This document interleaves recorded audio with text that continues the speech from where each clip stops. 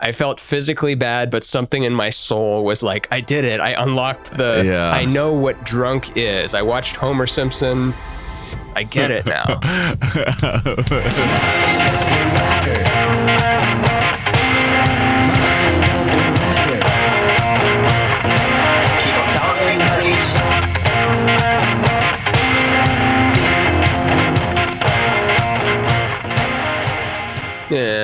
Welcome to the most exciting episode of Mind Under Matter.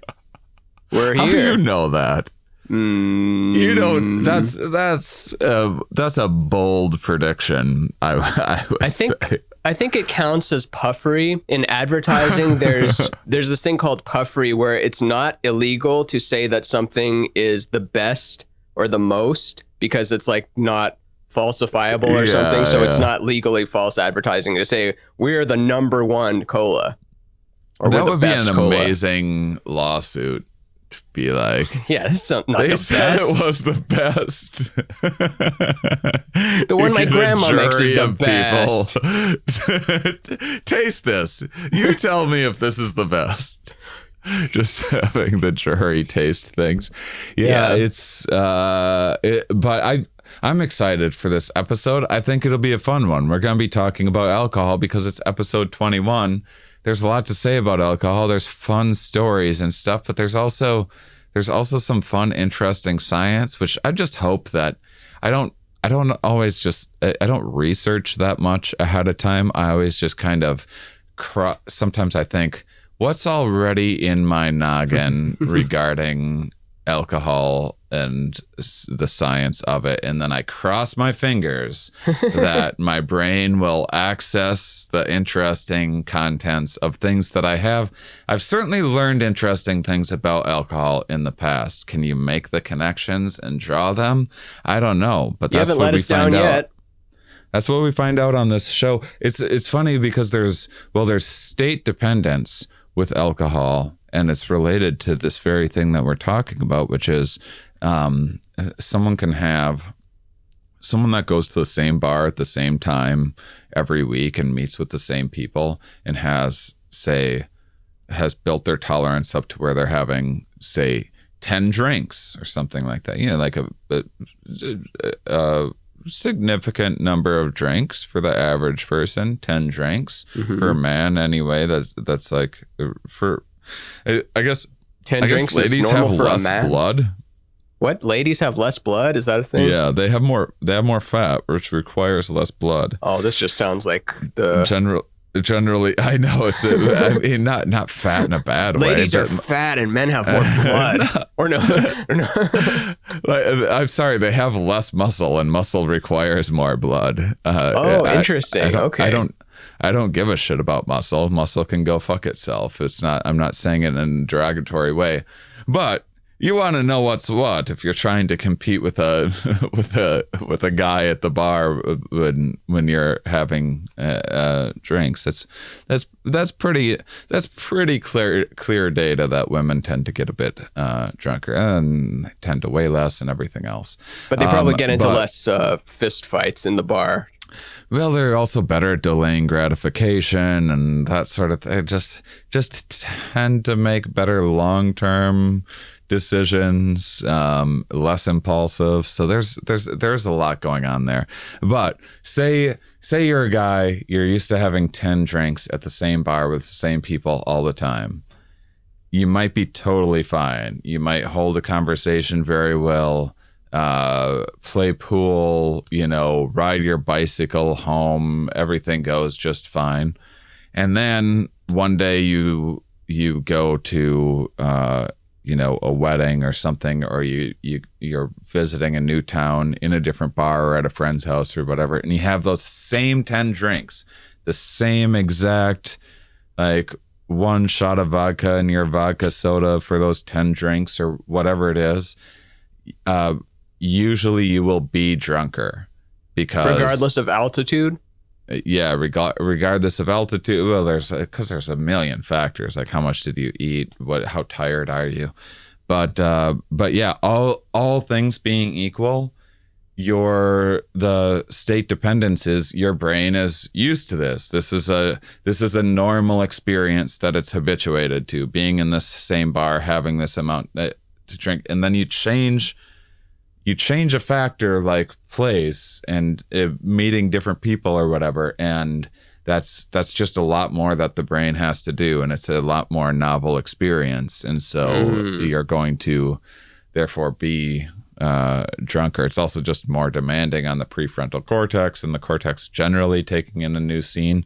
And so there's a lot of weird state dependence that goes on. And then there's, your ability to remember things. Sometimes. Sometimes I remember my ability to remember things, but it's connected to, I think it's said if you study in the area that you're going to take the test or whatever, you'll do better. That sort of thing. It's a state-dependent memory where you can remember the facts if you're in the same setting that you learned them in, or you would usually use them, and then you just have a harder time accessing them. We're accessing everything through a set number of associations. So take some of those associations out of there, and now you're in a different, you're not as easily able to reach those same connections. And I have that with physics. If I'm very drunk, I can talk a lot more fluidly about physics and know my stuff more. Whereas if I'm not drunk, I don't have access to it. And it's because there was a period of time in my life when, for whatever reason, every time I got home, like, shit-faced, I would read physics books. That's always been so funny to me. Like, I just can't imagine how you'd get past one sentence of the, F equals MA, and then it's showing the little trajectory of the orbit of the something, like, because, normally when you're drunk, you want to go for the easiest, most comfort base level thing, which perhaps one could argue that you've taken it to the next level, where instead of going like, oh, you're going to watch porn or like reality TV and the most greasy comfort food, you're going even more to the base of existence. Like, that's even too much. I'm going to go to just pure physics at the fundamental level. That's how drunk I am. I need the simplest form of existence possible. But it's funny because they're like, well, you don't remember things as well when you drink. Like, well, you might when you're drunk again. You might remember. You're just in a very different state when you're sober. I think there's a lot more going on. We all know very functional alcoholics, and it's easy to write them off early on, and then sometimes you're like, oh wait, they've been doing this for 20 years now and are professionals in highly esteemed jobs that require a lot of responsibility. Not necessarily that they're showing up drunk at surgery or things like that, but just that they get hammered in their off time, they play hard, they work hard, that kind of thing.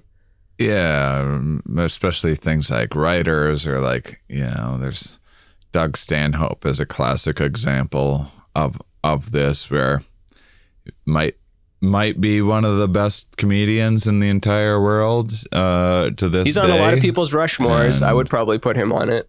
Yeah, I think he's definitely on my Rushmore, and has definitely. I mean, I've seen him pretty fucked up before. He did a bit on stage. Yeah, his bit is psychedelics opened my mind to bigger possibilities. Cigarettes gave me the focus to sit down and write these ideas and organize it. And then alcohol gives me the courage to come tell these ideas in front of you idiots. Yeah, so like he described the three substances he uses and how they benefit his particular career of talking to drunks, going on the road, making people laugh, making people think. I love your Carlin impression. I'm so happy that's coming out now. A new discovery. So we had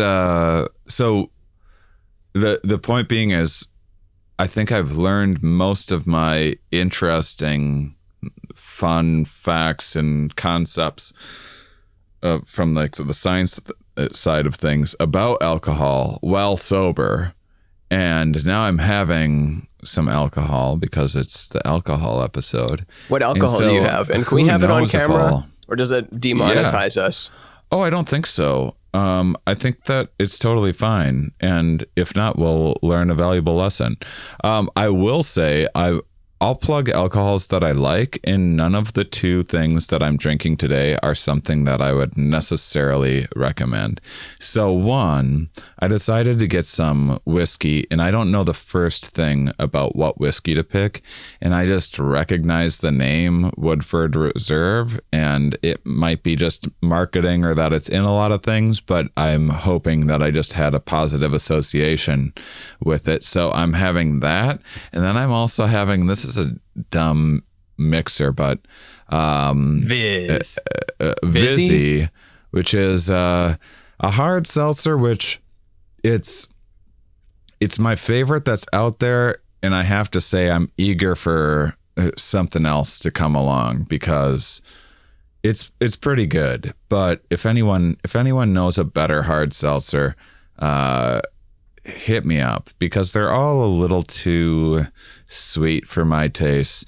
Some of them, the like natural flavorings, are pretty generic. I think your average person, if you had it in you to do, this is very convenient, but you'd be better off doing like a vodka club soda or something with some muddled fruit in it.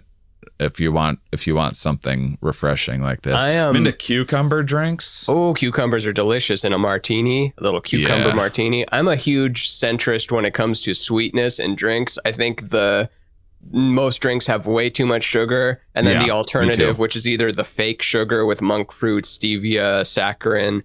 That's stupid, but also I don't like any of those. I think those are worse. They're way worse. I think that they're... But some people's taste buds love them. Some people love the taste of Diet Coke more than regular Coke. So we've got different physiology, I guess. It's so lucky. But I will say the ones that put in those added, they're the fake sugar substitutes or whatever, and some of them are much healthier for you and everything else. But it's still I want it toned down a little bit. It's still too sweet. Yeah, we need centrism, mid-level sweetness, just the right amount. Like, give me like 3 grams of sugar. 5, that's all right too. Like when they're at the deli and like you want a pound of meat and they give you 1.2 pounds, that's all right. That's all right too. But the full... Well, there's this horrible thing that happens with teas where I go in and out of... I haven't gotten into hot teas again. There's been periods of time in my life where I've been obsessed with hot teas. But I'm obsessed with hot teas too. Yeah? I'm actually dating a hot tea. I just wanted to make a hot tea joke. I love hot teas. I'm married to a hot tea. I'm texting a hot tea right now. That's the second time you've referenced that. Did you get married without telling me? No. You'd be in the wedding party, whether you'd like it or not. I would love it. But I like iced tea. I regularly enjoy iced tea. And there's always an upstart iced tea. It's a moving target because there's always a new one that out there that's fantastic, that just started, and what's fantastic about it is it's not very sweet. They just are real light on the sweetener, sometimes no added sugar or whatever. It's fantastic, it's refreshing, it's still flavorful, and then it gets popular because of that, and then Pepsi or whatever buys it from them for however much money, and they make the good decision and sell it to... I would do the same thing. But then what Pepsi does is like their dumb taste test thing, and they're like, people love sugar. The masses want sugar, and then they add sugar to the delicious iced tea that you found that you liked because it didn't have sugar in it, and then you have to start the whole game over again. Yeah, collapse of civilizations after it becomes gentrified with the sugar or something. And I hated that the taste tests are never based on drinking a whole can of the stuff. It's all based on the little shot glass size. And of course, you're going to say that the little shot glass of the sweeter one is better. But if you're having to drink a whole can of it, you're like, oh, maybe I didn't want a whole can of the sweet stuff. So that's why we might have already explored this, but remember New Coke? Coke changed its recipe as a result of the Pepsi thing, I believe, and it was their biggest gaffe ever. Yeah, everyone's going to enjoy that first drink at the bar that's like, it's a rainbow pop.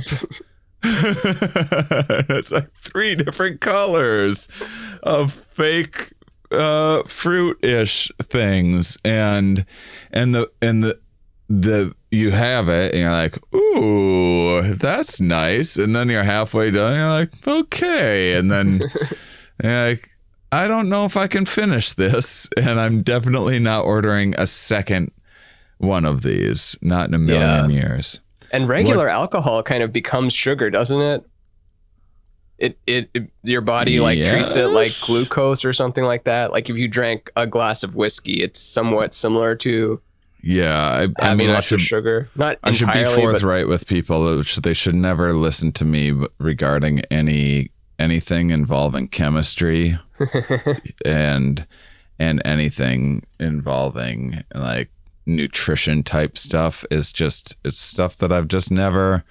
I keep meaning to fill in those gaps and take some chemistry classes.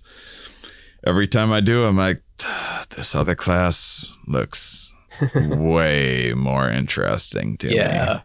But it's kind of like this podcast is somewhat a game of telephone where you've interviewed hundreds of scientists, and so you have that floating around in there, but then I have to ask you on the spot something that maybe you've never asked a scientist before, or maybe you did 2 years ago and you're having to recall the thing. But I do, it's just one of those things you hear, like, like alcohol, that's why you can get diabetes or something, or have high blood sugar if you drink a lot of people tend to eat a lot of, when they quit drinking, they tend to eat a lot of candy and sugar and which I love sugar, I love candy, I love I guess that's it. I guess that's all I love. I tried to name a third thing I didn't have. It's probably specific though, right? Like my sugar intake is very specific. I don't need cake. I'll take a little bit of pie, but cake can go fuck itself. And interesting. I don't like most sweet baked goods, like a cinnamon roll or anything like that. Damn, you're missing out. But also, more for me. More for you. So you into frosting? You hear the Weinbach joke of more for me, where he just says that for everything. Like, oh, you haven't seen Ice Age? You don't like Ice Age? More for me. Or like learning his I won't even mess up the joke. It's such a good long joke. I don't want to blow the little pieces of it. But just to say, anytime someone doesn't like a thing, you can just be like, more for me. I'm just gonna lean back, let you miss me. Could we do a Weinbach little detour? Sure. I worked with him one time. Did you ever see the video that he did where he... Probably. I'm a huge Bach head. I'm a Bach head as well. But did you see the talking shit hotline?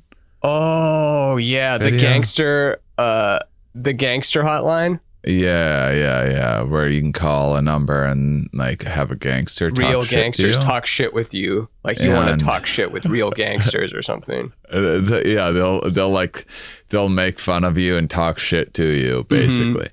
And is the premise of the video. It's a funny video and everything, and I guess it kind of went viral.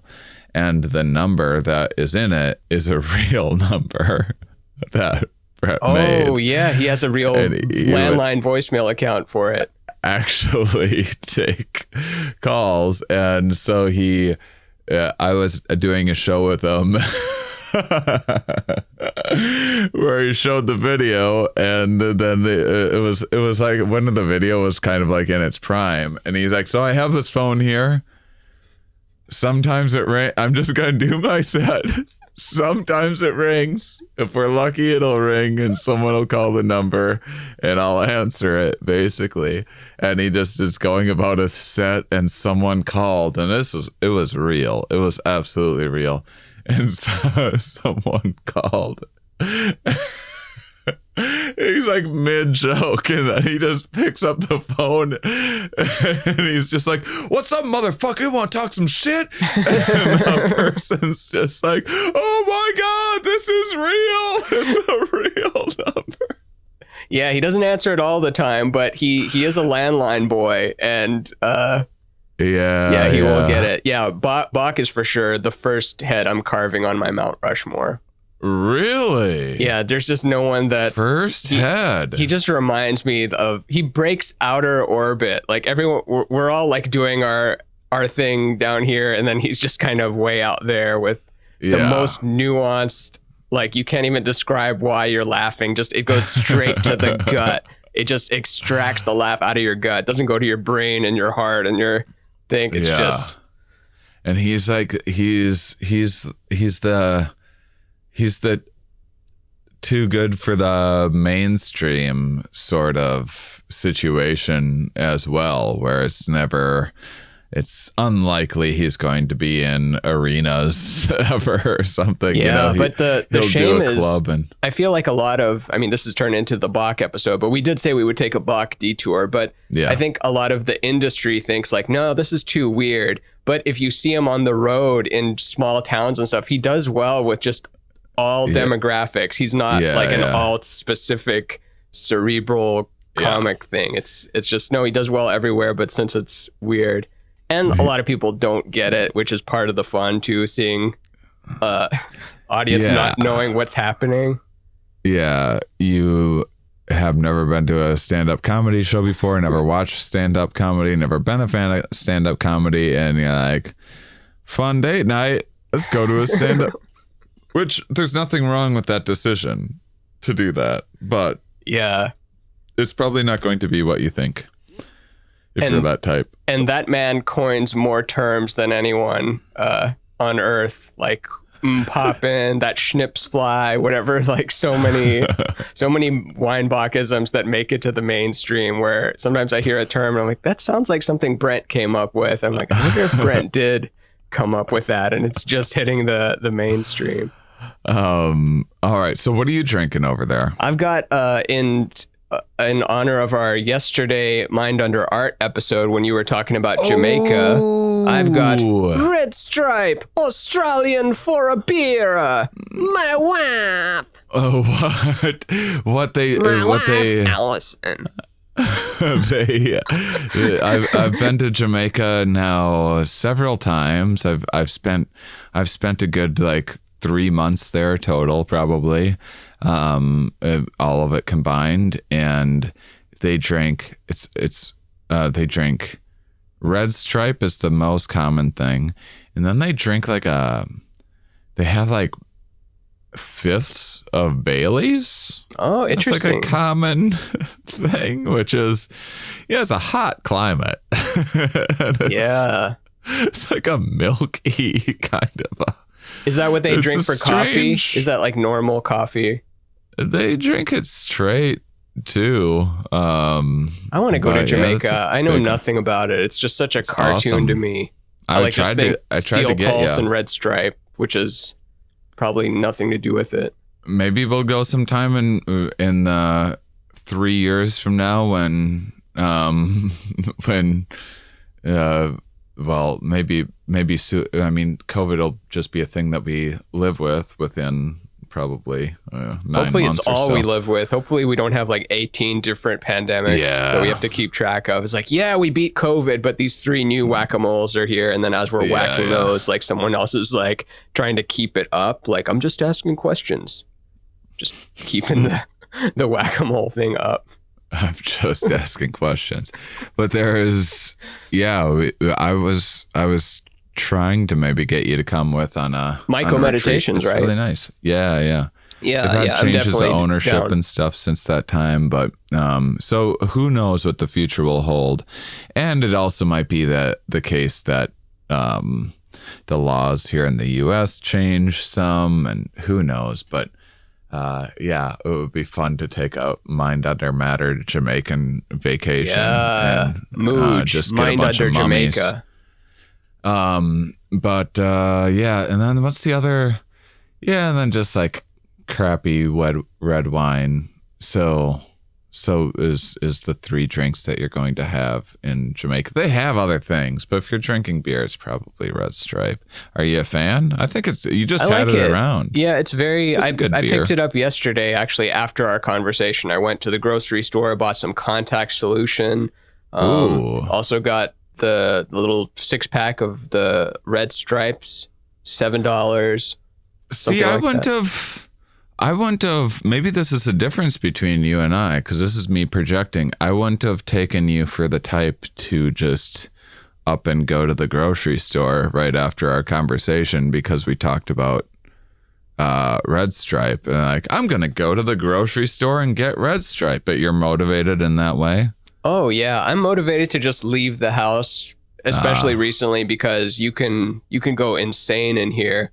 And it's weird to people coming into my house for the first time because, it's like, oh, your room is so cool and your view is so great. And, your place can become a prison and just become an echo chamber of your own thoughts. And you get stir crazy. So any excuse to get even one item from the grocery store or just even walk down the street, I'll do it. That's smart.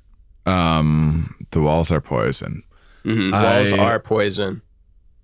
Do you all right, so do you like, so what alcoholic beverages do you? I kind of like everything, so it's a little bit tough to pin me down, but I can say my favorites in various things. I used to be a big Jameson drinker. I actually don't drink at all anymore. This might be the first beer I've had, or yesterday when I bought the Red Stripes, I drank one of them. I drank 1.5 of them. And, but I liked Jameson straight. Maybe Jameson Rocks. Jameson Rocks or Jameson Neat. Mm-hmm. Okay. I developed the taste for that and then went a little too far with that. Not super far, like not actual alcoholic or anything, but just to the point of like, do I really need to be doing this every day? I'm not really getting the same feeling of it. And before it was to reduce inhibitions, and then you find that it doesn't really reduce inhibitions. I feel like my inhibitions are there for a reason, and I don't need to tear down that wall. I should probably keep that wall up where it is because things are working out. Yeah, I wouldn't mind reducing inhibitions too much. I'm a person that spends too much time in their heads, but the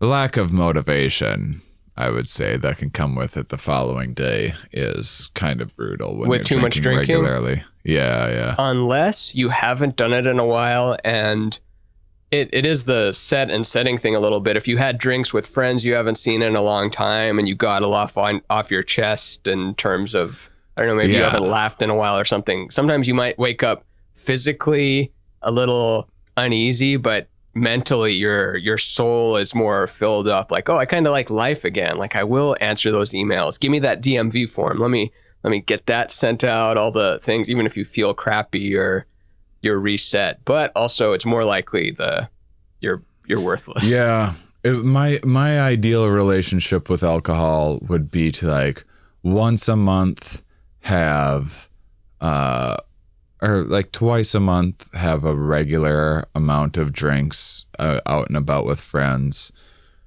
Twice a month have like a beer at the end of the day by myself. And then 4 times a year, blackout, like hammered.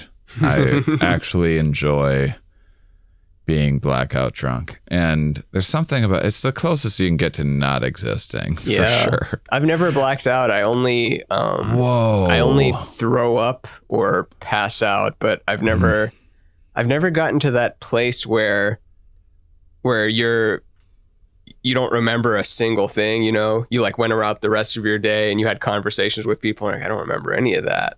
I don't have that setting, I guess. I think it shuts off or it expels everything before. Yeah, or maybe I wasn't trying hard enough. But I feel like early on I did try very hard.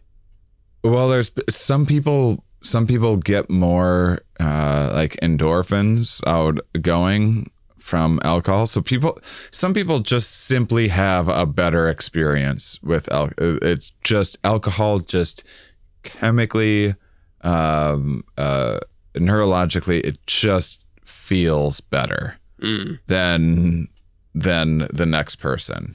And those people tend to like alcohol a little more than they enzymes? should. Is there something like where different ethnicities have more of a buildup? Like, because I know the Asian thing, like sometimes your face will get more flush with alcohol, and maybe Native Irish people have a Americans bigger too, tolerance for it. I don't know any of that stuff. I mean, it would make a lot of sense that there would be some genetic and experiential differences and stuff. I mean, it seems like there's alcoholism generally has a genetic correlation, so it does seem like there's genes working in there. And alcohol is such a weird, because I guess ethanol is again, I don't know chemistry, but I guess it's just like a bit of carbon, and it's a really simple structure, and so it just like gets its way around in the brain like really easily, and can have a little more of a diverse effect, whereas other drugs are a little more snipers and targeted. Alcohol just like it's the Navy SEAL that just goes in. It's just a party. I guess Navy SEALs just gets along with everybody. Yeah. And so there's that. I never liked wine. And then I went to France and had like a sommelier or whatever that I like was drugged to with a girlfriend at the time. And whatever they were saying, it clicked and I enjoyed it. It was also, we were the only two that showed up. They asked. No one showed up to my sommelier party. It was like this person did this incredible thing. It was a cool event that they'd put on, and they had 2 different times or something like that, and the one didn't fill in for whatever reason. They're trying to get us to move to the other one, and we didn't have time with our schedule, and so he was also just pouring more because he's like, well, once these bottles are open, like that's that. I can't I can't serve them anymore because it defeats the purpose. You know, he's a true like snob about all of it. And so I also drank more than I think a typical wine tasting. I always hated the spit bucket thing. Did you ever spit bucket or you take it in? No, never spit bucket. But there is this weird trick that you can do that this person taught me, and it stuck with me, and I do it once in a while, only by myself. But you can, if you take the alcohol and you get it in your mouth, and then you like kind of have your head down, so it's like resting on your lips, and then you open your lips a little bit and breathe in, like bubble it in, and then breathe it out your nose. You taste it. I'll do it. It's going to go all over your shirt.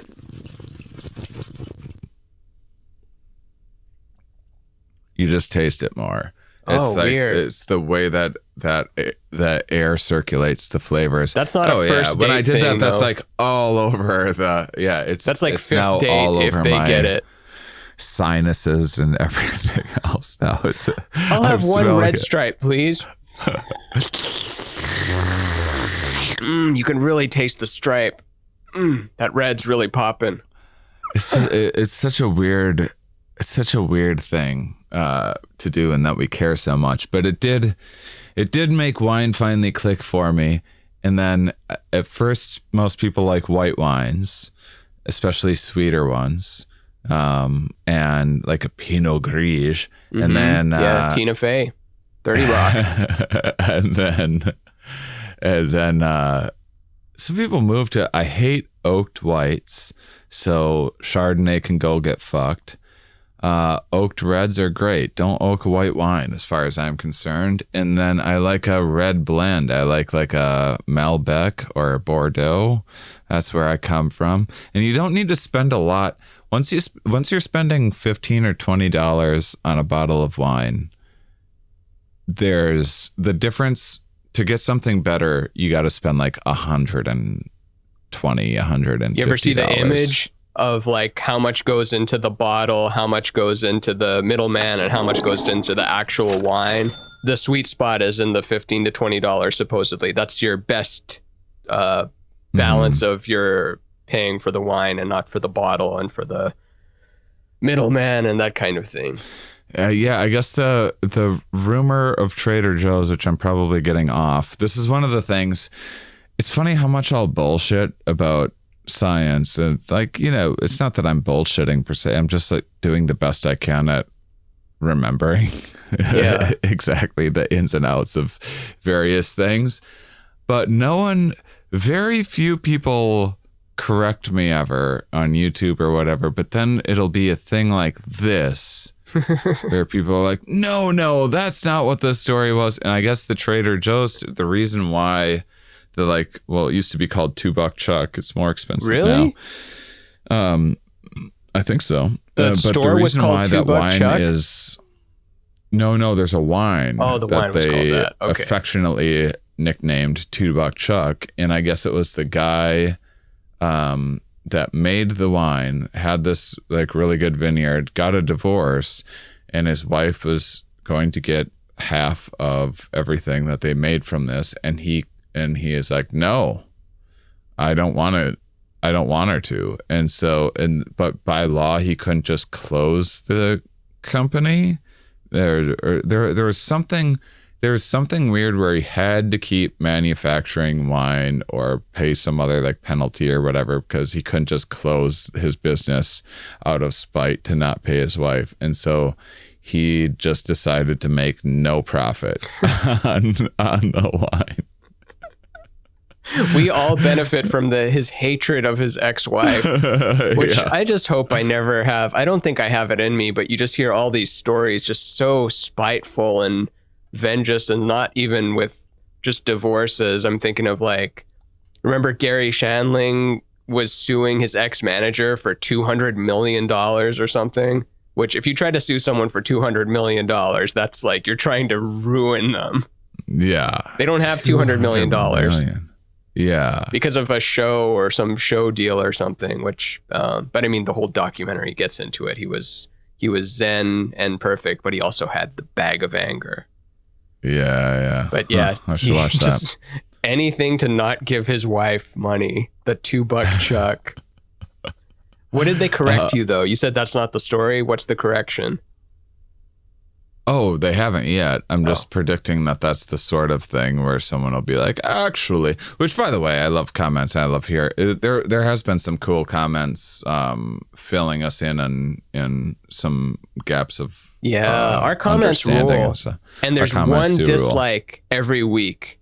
And I would like to say to that person, you ain't taking us down, whoever you are. It's probably someone that I argued with about vaccines on Facebook. And they're just like, I'm going to go in and, which I did recently. Thanks for the view, chum. In order to dislike, you got to give us you're clicking on the video and helping engagement. We are an energy monster and we will only grow with your energy. Some comic was just, what was this thing? Some comic was just some comic I'd never heard of was just like coming at me over some vaccine post on Facebook. And Seinfeld? Well, you should have freedom. Yeah. It was one of those things where people confound their desire for medical freedom with the science of objective reality. It's two separate issues.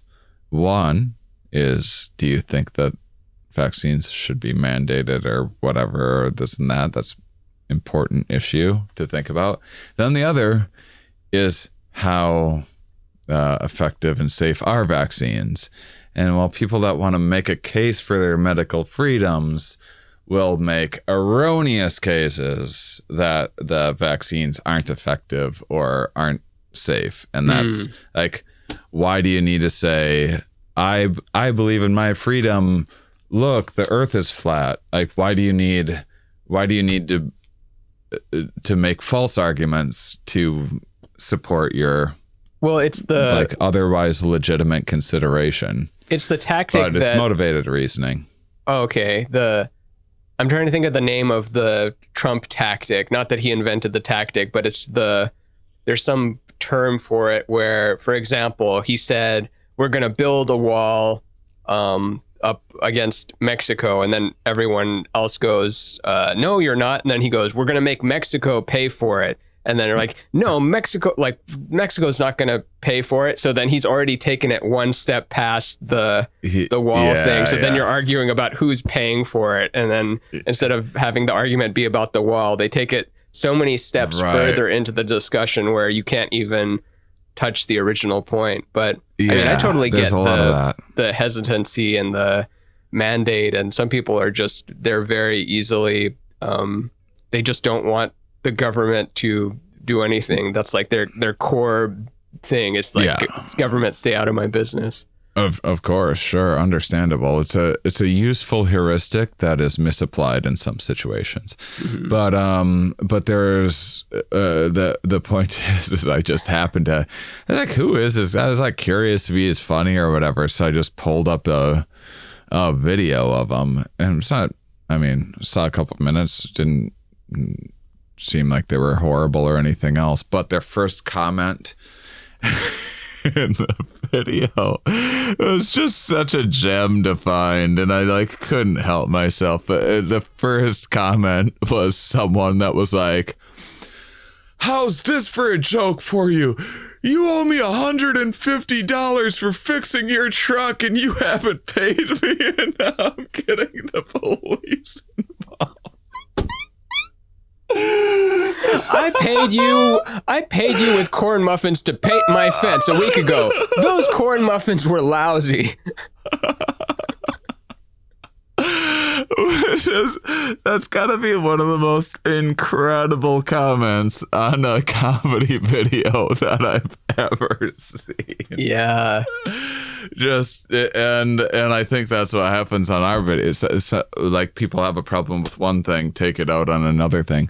But anyway, I didn't mean to. We love your comments on I had someone YouTube. I think there's someone complaining about, I never addressed it, but someone was complaining on a separate video about my Comedy Central Tales from the Trip episode, saying that like, you really shouldn't have said that you jumped timelines. There's like some people who it's going to make their schizophrenia worse by believing that they're like, then don't watch that YouTube show. The threshold for which some people can be upset is very funny. It is, yeah. Yeah. Well, we'll discuss. That'll be a good topic for the psychedelic episode, which is the next episode after this, is a part 2. Unless we should do a break from drug-ish content and focus on something else. I think we should go where our heart is, especially because the episode becomes half nothing to do with the topic anyway. Yeah.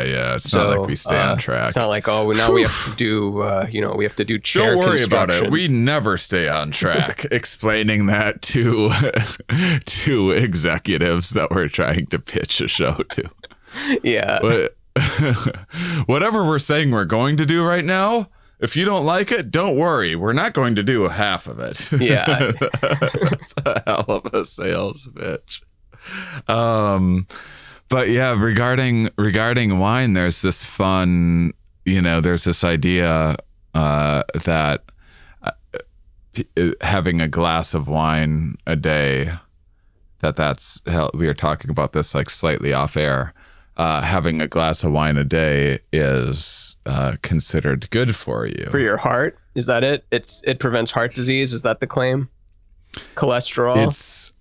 I think it was a broader, at least originally, many of the studies, I mean, I shouldn't put it in quotes. There were studies, but You need to look a little closer at who is funding them and peer reviews. And studies aren't perfect, but it's actually it's a great example of the nature of where science and studies and things can go awry a little bit, and the importance of cigarettes are healthy, right? In one science study, like back in the 30s or something. Yeah, when it's not peer reviewed, you know, it's not it's like yeah, anyone can do a study and publish a study and say whatever. It doesn't mean that their study is peer reviewed or has been replicated or is, you know, was a legitimate study to start out with. And that's sort of the tricky thing. There are mechanisms in place that I don't understand well enough to say too much about, but yeah, I mean, there's science is certainly imperfect, and this glass of wine a day is a good example, but it's also an example of how to think scientifically. So you hear something like that and you say, oh, okay, this study came out. I saw this in the newspaper. It says a glass of wine a day improves longevity, I think is the claim. People that have a glass of wine a day live longer. So then you have to think, well, what are the other variables causing the longevity besides the wine? Right? So like what do you think when you think of that? They've got money, they've got access to resources, they probably have more time, they're probably more likely to be less stressed out because of where they are financially. That's probably more likely that they live longer. People. Yeah, you're affluent. thinking what kind of person is having a glass of wine? Yeah, marshmallow test. Remember the marshmallow test? Yeah, they give the kid they give a kid a marshmallow, and they said if you wait to eat this while I leave the room, if you don't touch it when I leave the room and I come back and that marshmallow is still here, I'm going to give you 2 marshmallows. And then they followed the kids 20 years later. Videos, by the way. Adorable videos of them trying to resist it. YouTube those videos. Yeah. I haven't seen them, but anyway, continue. But yeah, I'll watch some kids stress out over a marshmallow. That sounds fun. They'll lick it and put it back and like nibble like the edge a little bit. Some of them just pop it right in. That's worse. Nibbling, it's worse.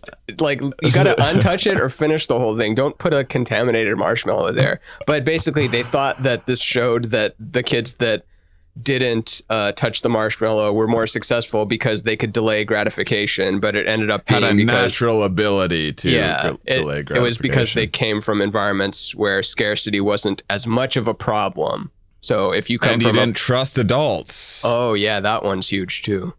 You came from a poor, you had a poor upbringing where things were scarce, and still have your parents probably not even lied to you, often like miscalculated in their optimism about what would be coming in the future. You know, like we all hold out hope for things, and I'm sure parents use that as a tool too, especially when they're poor and struggling, and hope that they can get their kid the Christmas present that they want and whatnot. But poor children learn that they often don't get the Christmas present that they want or were promised.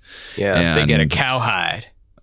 And so a lot of those kids are like, yeah, I'm going to eat this marshmallow because I don't fucking believe that you're going to come back with a second marshmallow. This is like every story I've been told in life. Yeah. And we're not saying that poor people can't eat marshmallows and that rich people are better at stuffing marshmallows into their mouths. We're saying that rich people are better overall at just everything. As people. Yeah.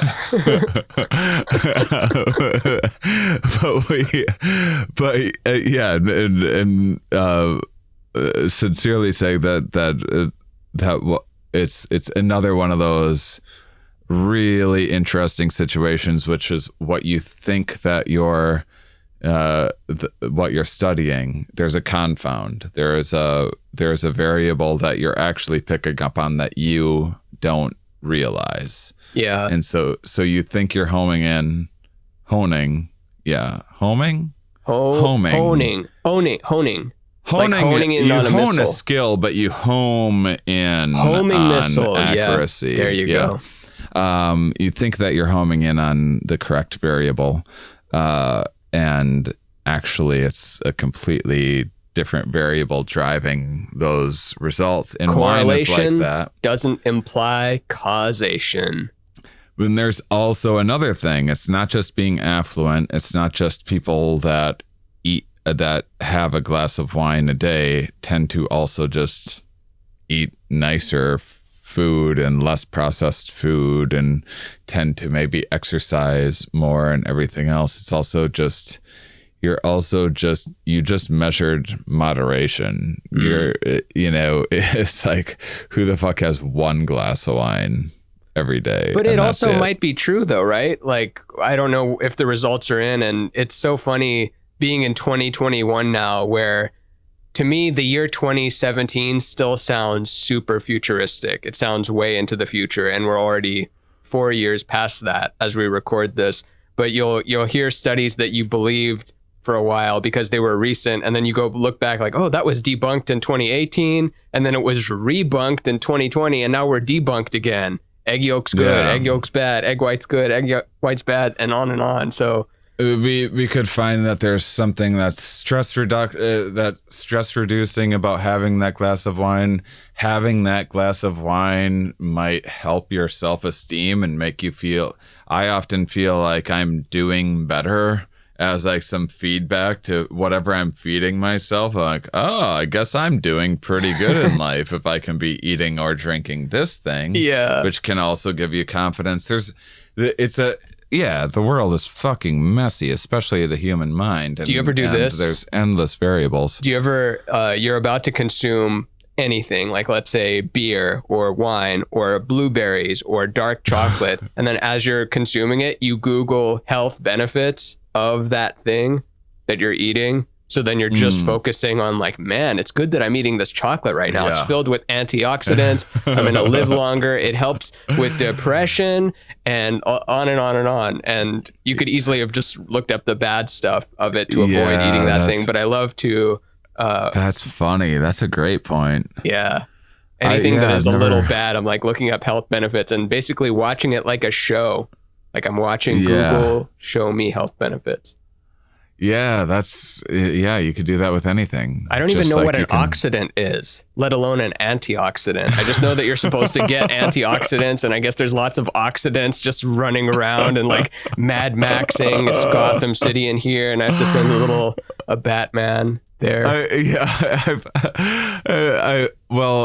I did just open the paper and look in the obituary section the other day, and I did see like this person died of oxidants. Are they the same as toxins? I wonder how many oxidant deaths there are. Yeah. My grandmother died of oxidants. How dare you? How dare you joke about it? So let me hit you with another interesting thing that is potentially problematic with these studies, which turns out they were kind of funded by vineyards and stuff. By Three Sisters Winery. Yeah. Ménage à Trois, Merlot. So one, I made the point like, okay, you have the self-control. You also have the self-control to have like one drink. And so like, sure.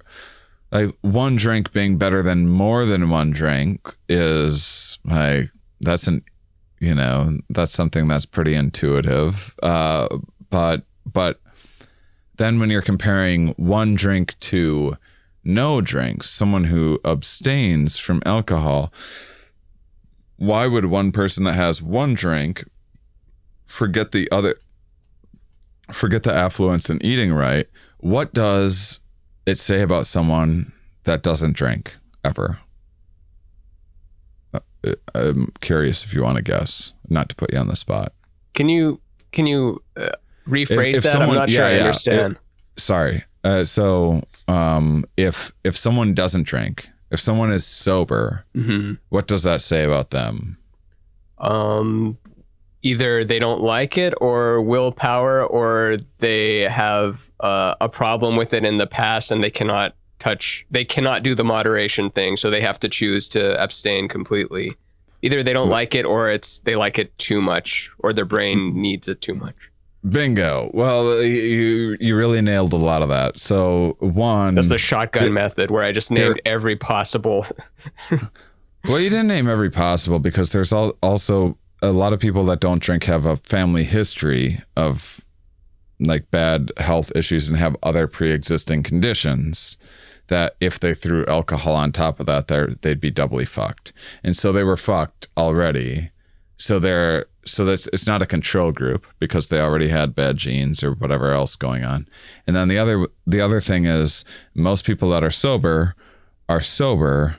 because there was a long period of time when they were not sober at all, where they were like really, really, really hard. The damage on their body, is done, and the damage has been done. And so it's not necessarily the glass of wine a day that's adding health properties to your body. It's much more specifically the type of person that is drinking the glass of wine. What about long-term placebo effect of like if you do it every day and really believe that you're becoming less stressed as a result of it, then you are becoming less stressed as a result of it, and then maybe that is your longevity. But so much about longevity, like who knows? Because aren't there those 125-year-old people that smoke cigarettes all day, and Jerry Lewis was ordering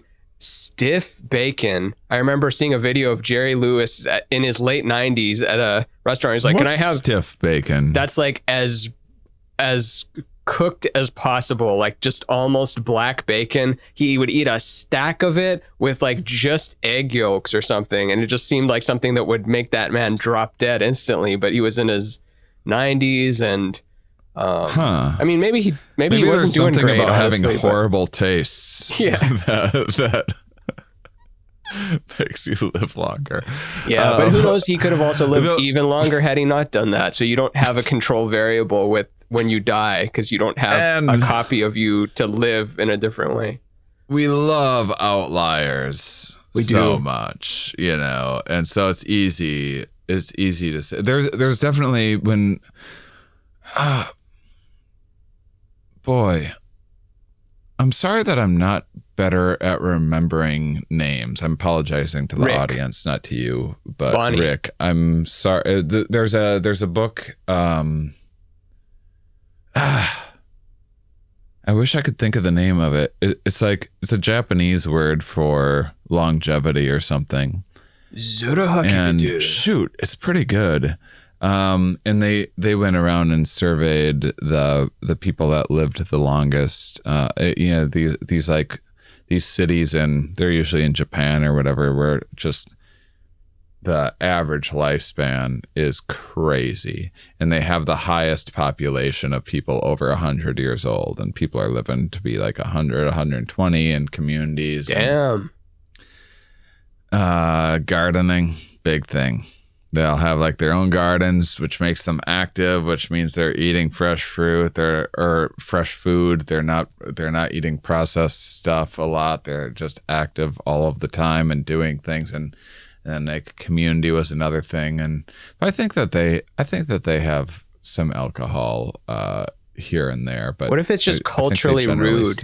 It's culturally rude to die, so they live longer. Yeah. I really want to go to Japan. I'm fascinated by it's so Japan's alien. Probably number one on my list. Like, just I think they're so. I mean, it's not everyone, of course, but there is, compared to America, it's so much more polite, and like silence is more valued. But also, it's so like Tokyo and stuff, just so stimulating, everything everywhere. And then there's the nature side of it with those gardens that open up into bigger landscapes, that open up even bigger landscapes. And I think some of the first... and the rhythm at which Japanese is spoken, it's such a fun... the speed of it. I kind of always thought if I was going to learn a language, it would be maybe Mandarin, just because I feel like it opens up the world a lot more in terms of the landscape that you could go to speak that you couldn't. But Spanish is a little more practical. Spanish is way more practical. But I don't know, maybe because they say Spanish is more practical because there's Spanish speaking people around that, like, I could find plenty of Spanish speaking people to talk to, and I can go to South America. But so much of Asia that you can go to if you know Mandarin, that's a big selling point. Not Japan though, right? Not Japan. No, that's China and Chinese adjacent countries. Adjacent. Yeah. Yeah, but I forget where I was going with that. Might be too late now, but it's never too late. There's Duolingo. It's easy. You can immerse yourself. Yeah. You can. I think that. Well, Japanese were a little later, but I think Chinese are some of the first recorded archaeological findings of alcohol. They invented everything. Fireworks, noodles, happiness, hats that are pointy, rice, being Chinese. Some people think the British invented being Chinese. Those people are stupid. The Chinese invented being Chinese. You idiots. No, but you always, that was a common trope. It's like pizza is not actually Italian. It's actually an ancient Chinese dish from like 500,000 years ago. And then you look at some artwork of the guy making pizza. And you're like, well, damn, guess everything did come out of China, huh? Yeah, I think it was because they had a lot of rice fermenting. So they would find pots from back then that had alcohol in them. Still, or ethanol or whatever, but it wasn't. I don't think they were the ones that, I wouldn't say perfected, but it wasn't until. So I guess the way that alcohol ferments, and there is like primates and everything else that find rotten fruit. By the way, another great YouTube video. I wonder what you'd put in. Just put in something like drunk monkeys. There are these monkeys. I forget what species they are. Are they macaques or something? Macaques? I think maybe. But they hang out at these. There's this resort. Let me see if I can just find it for people, because they slurp up the remaining drops of booze in the bottles by the dumpster, and then they party. Yeah, that's fun. Till it's not. Would you rather be around a drunk monkey or a sober one? I'd pick neither, but probably sober if I had to pick one. Yeah, it's lemurs. Lemurs. Those sound like the little tiny ones. They're like they go like, on your shoulder and it's on Friends, and they're like bigger than a cat, slightly, a house cat. I would say they're about Yosh size. No, Yosh is probably at least 50% bigger.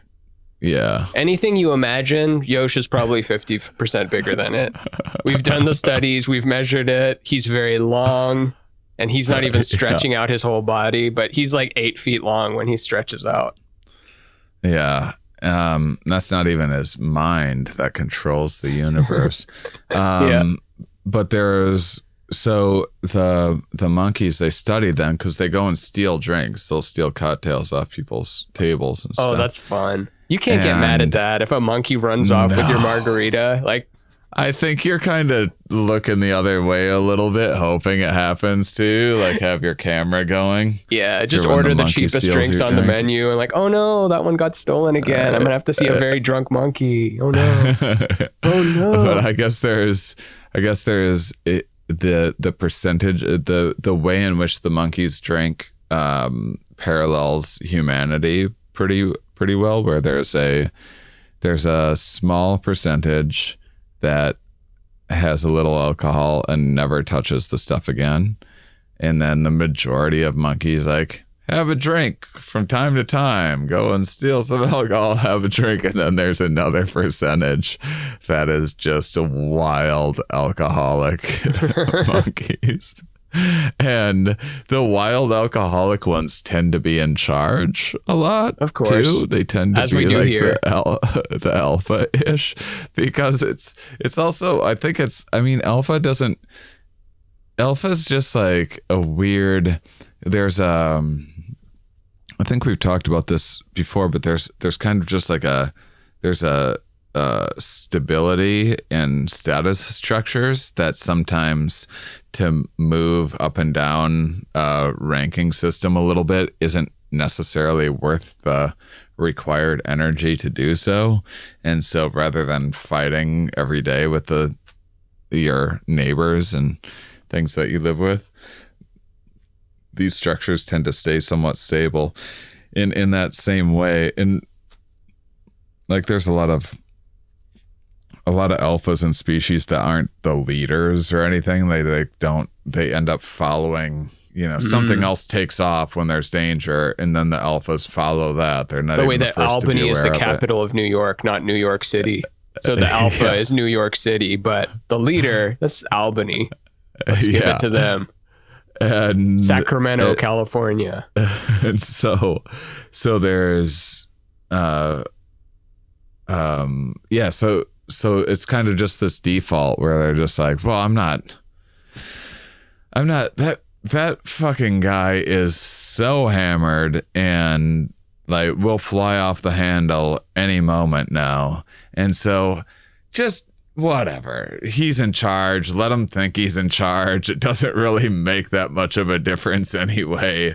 He can be in charge. It's better than having this drunk maniac beating up on everybody. Is this sort of thing amongst these monkeys. But these are like a very specific set of lemurs, right, that are close to the resorts that have the alcohol. Because if they're not near civilizations that have the alcohol, how do they get ferments, ripped? But enough to get them wasted? I think you need to drink a lot of it, but I think that when fruit is overripe, I don't know if this is. But what are they fermenting it with? It feels like you wouldn't just be able to grab rotten fruit. Oh no! It like overripe fruit that's been on the ground for so long that isn't. Normally you wouldn't eat it. It's not fresh. And the flies and stuff don't eat it already? No. And I think flies, that's a good question, but in a lot of cases that's not the case. And the smell of an overripe fruit that's cut open is actually stronger, and so you can smell it from a further distance if you're something that navigates the world with better olfactory senses than we have. And so that was probably the early evolution of alcohol, was just overripe fruit. But then there's just accidents that happen too. Like if you make porridge with various grains or whatever, and then you use that same a lot of times they didn't wash dishes or anything. They would just re-wet the porridge. And in the meantime, we're so gross. Yeah. Historically. And now probably. Well, because they only showered once a day back in the 2021s. It was pretty, stuff like that was pretty non-perishable, but it would start fermenting. And so you'd get like a tiny little buzz, and then they just figured out how to isolate it over time. And then with fermenting things too, there's only so much the yeast that turns into alcohol, or ethanol. The ethanol eventually kills the yeast at a certain percent. So you can only naturally ferment something to like 10% or 12% alcohol or something like that. And so then it took more modern understanding to figure out that, okay, alcohol has a lower boiling point. So you can boil the substance in and the alcohol will evaporate first, and then you can capture that vapor and cool it and turn it into like hard alcohol and everything. And there's mistakes made along the way too, where they used that process to, well, we need to get wine. We're trying to export wine and across the seas, and every pound on this ship costs a lot of money. And so they'd take wine, get the water out of it, and turn it into a concentrate for shipping, and then they'd add water back into it, and you'd have wine again when it was there. But the sailors would dip into condensed wine, and that's what brandy is. Brandy is cool. Just condensed wine. So sailors are just like, oh yeah, this should just be a drink in and of itself. Super squishy. Or what is it when in Simpsons where they did an all syrup squishy? Such a thing has never been done. And then they just trip by drinking the ultra concentrated.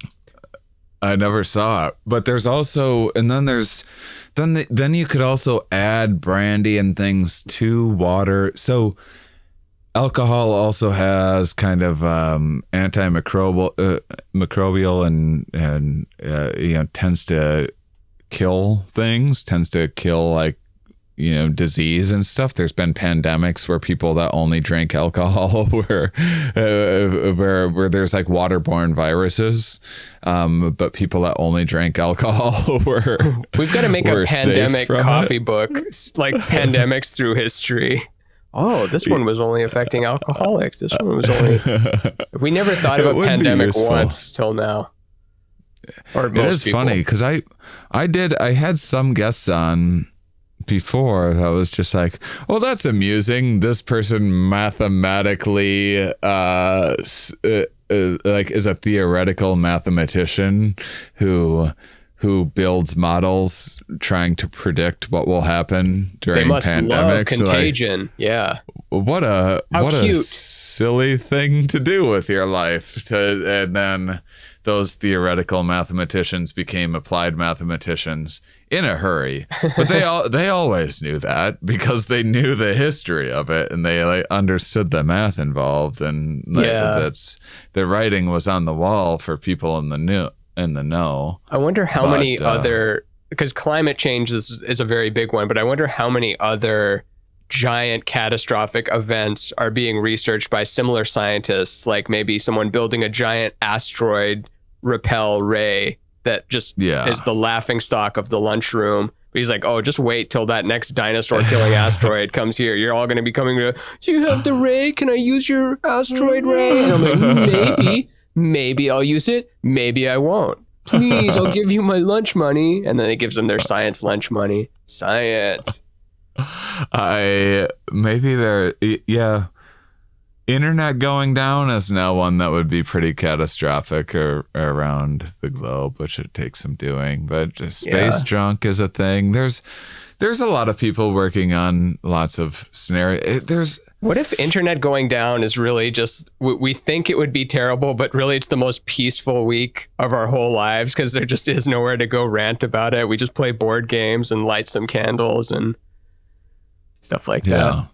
But it would probably imply other things going down as well. Like electricity going down would be a big one, which has happened a lot actually in the last couple of years. Yeah. Yeah. It's, Texas was freezing cold with no electricity in like the middle of July last year or something. Yeah. That's one of those variables is wrong, but something very odd like that happened. It was in December, I think. Okay. But yeah, there's a lot of, we'll have an apocalypse episode sometime. But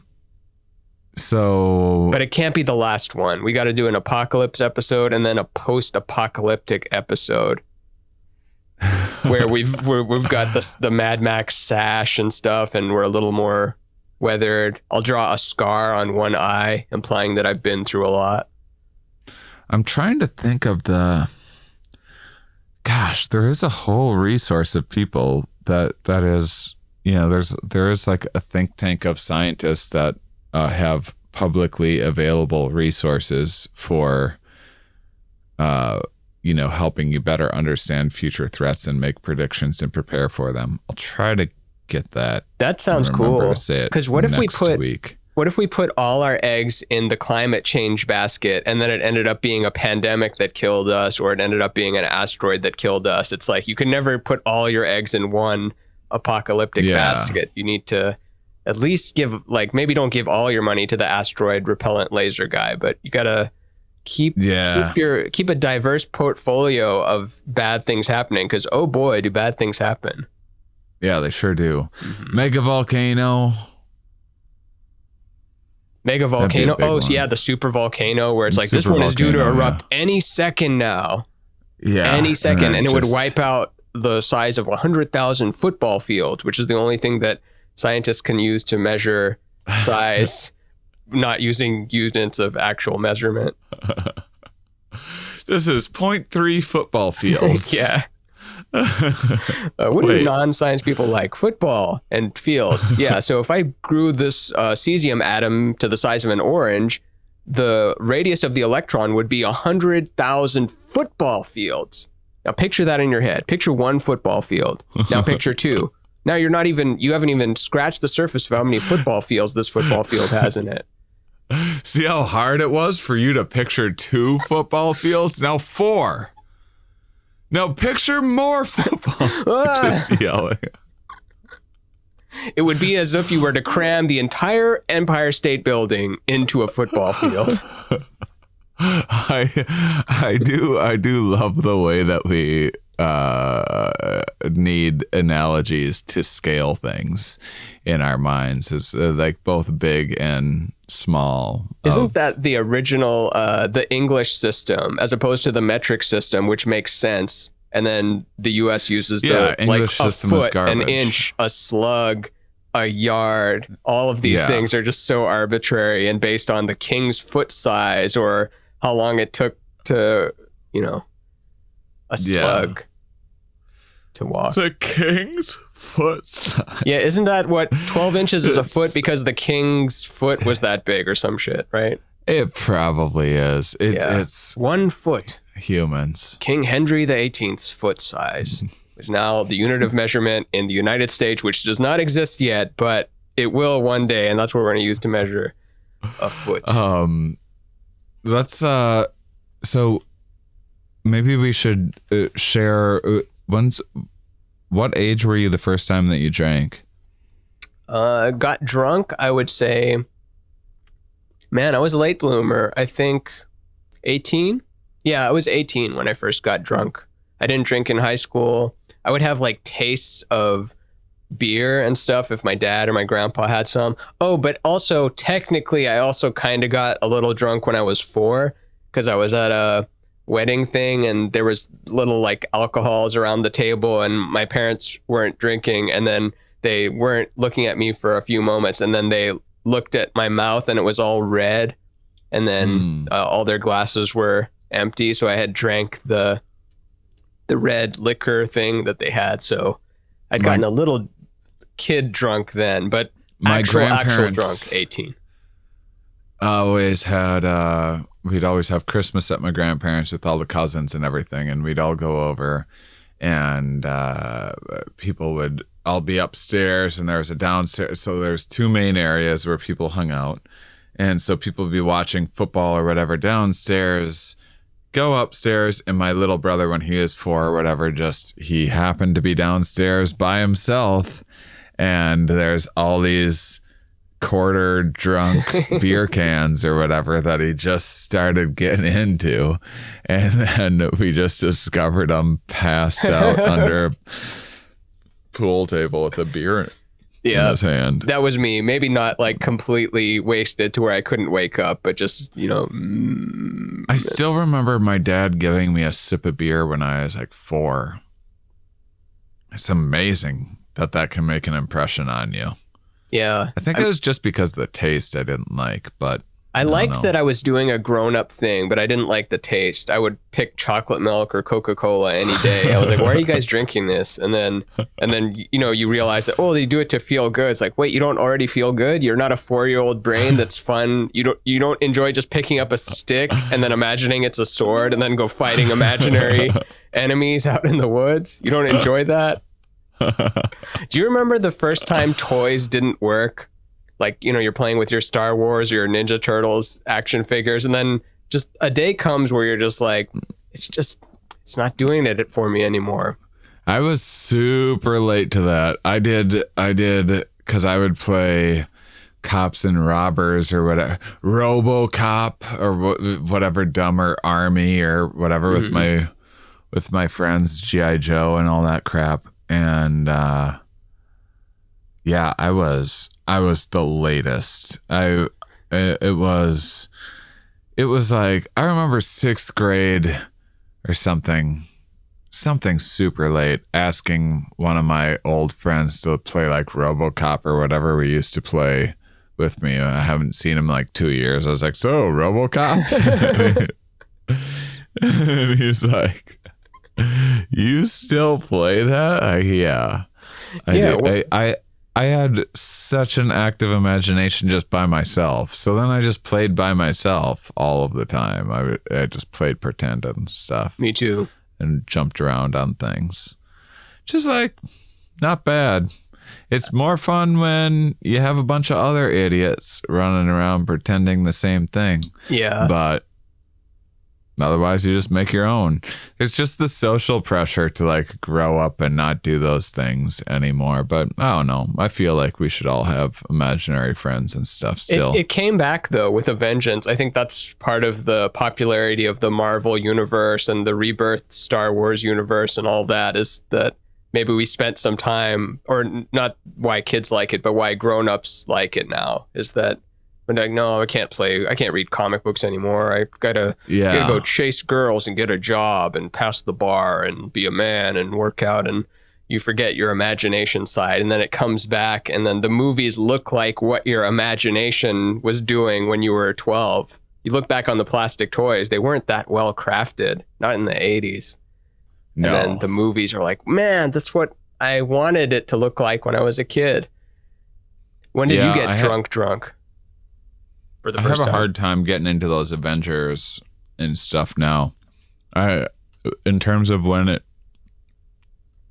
stopped working on me, superhero movies just stopped being entertaining to me. I liked the Batman movies, and that was about the last thing. I liked Wolverine. I liked the Spider-Man cartoon one, Into the Spider-Verse or whatever, and I just watched the Suicide Squad, the new Suicide Squad one the other day. Real hopeful that like maybe this will be one that I enjoy again. And I was fine. I thought they already made that like 2 years ago, but maybe this is a sequel. Yeah, it's a different one, and it's fine. It's fine? A fine movie. I'll check it out, like just fine as background sometime. Yeah.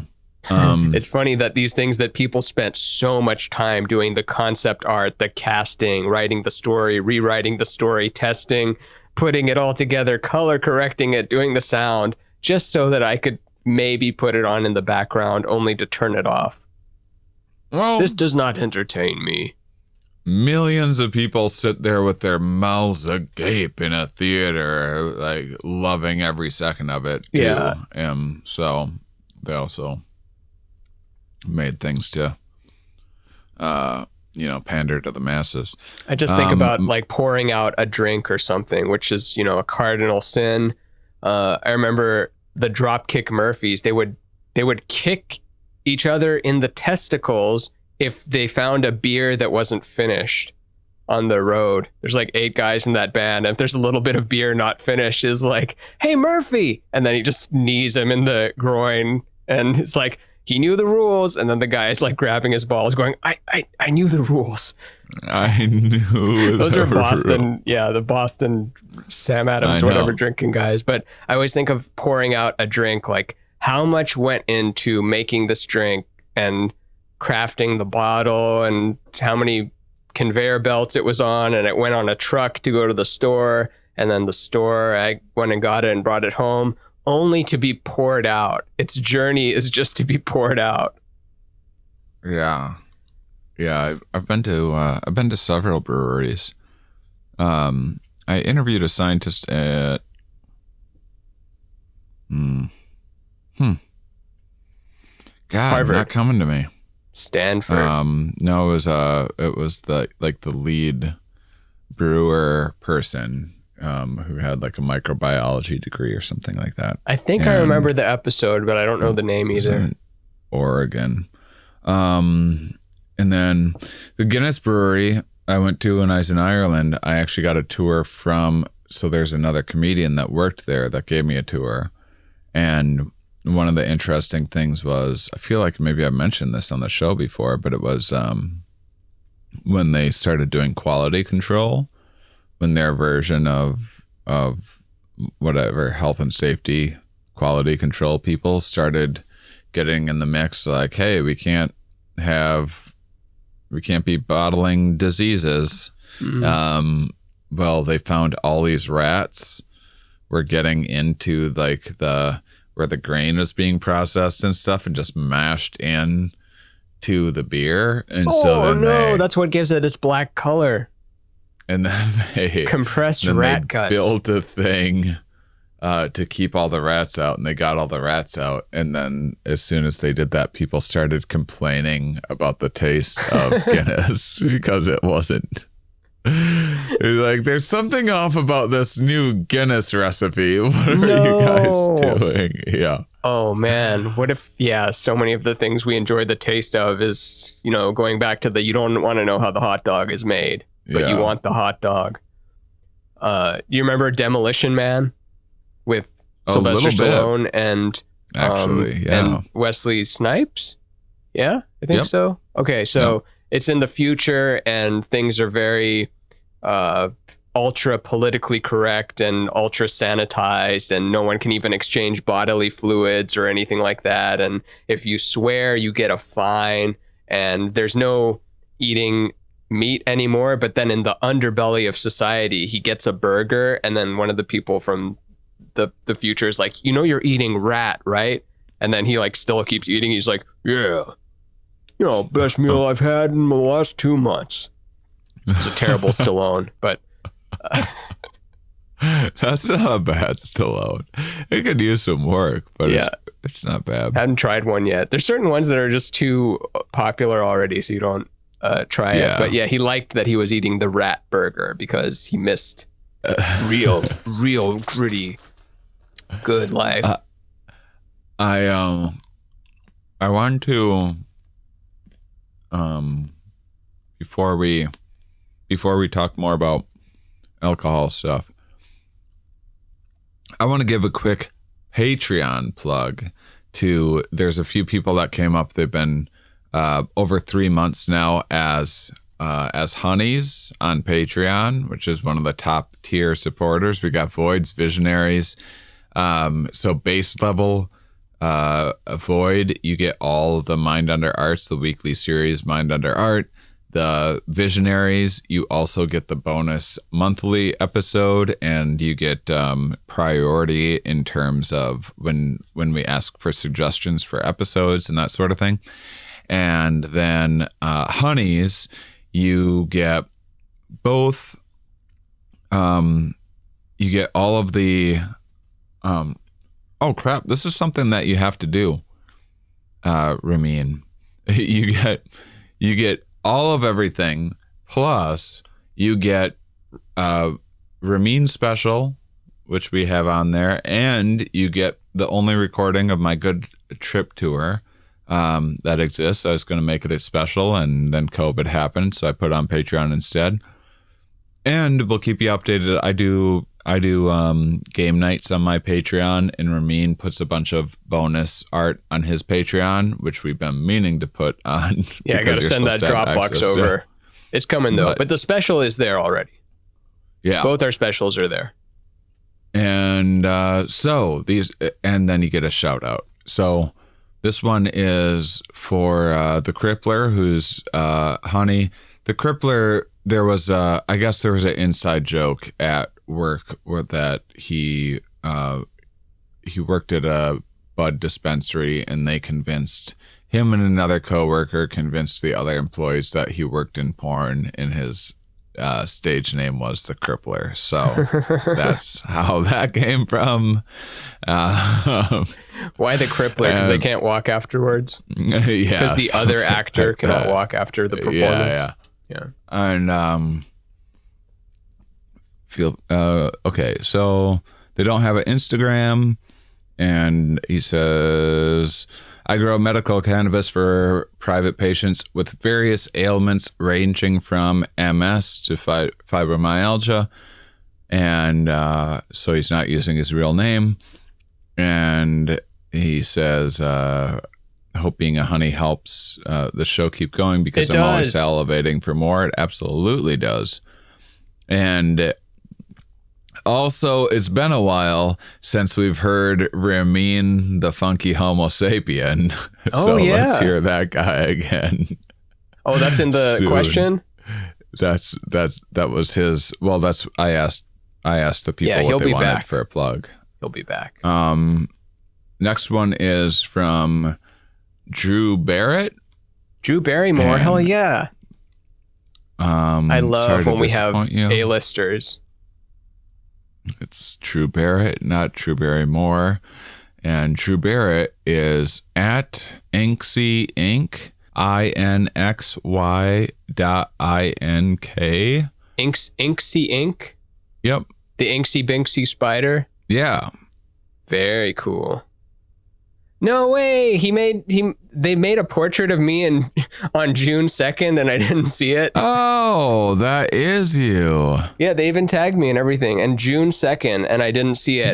You gotta share that on a story or something. I'll share this right now. I don't see stuff like that, and then I see like the stupidest comments just because it's whenever I'm checking my phone and whatever the most recent someone 10 spent things. 2 weeks of their life making you a beautiful tribute. And you're like, yeah, but I'm arguing with some asshole right now. Yeah. Well, I never actually argue in the comments. I mean, I'm so far above that like I'm above even being above that.